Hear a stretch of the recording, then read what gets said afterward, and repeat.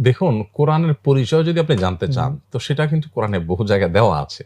কোরআন নিজেই বলছে যে হুম, কোরআনটা কি? হুম, হুম, কোরআন কোত্থেকে আসছে? তার ঠিকানা কি?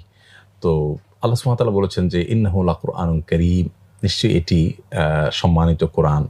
আ প্রসঙ্গত বলি, কোরআন শব্দটা আ মানে এটা কিরাআহ মূল ধাতু মানে পাঠ্য। সেখান থেকে নিশ্চয়ই এটি আ সম্মানিত পাঠ্য মহাগ্রন্থ। যেটি ফি কিতাবে মাকনুন আ অদৃশ্য কিতাবে দৃশ্য জগতের বাইরে সেটি লিপিবদ্ধ আছে। অন্য আয়াতে আল্লাহ বলেছেন যে ফি লাওহে মাহফুজ এটি মানে সংরক্ষিত আ ইয়েতে কাঠে বা আপনার বোর্ডে লেখা আছে।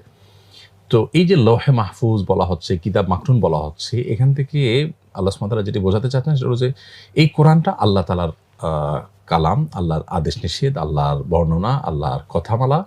সেটা সংরক্ষিত আছে লৌহে মাহফুজে, সেটা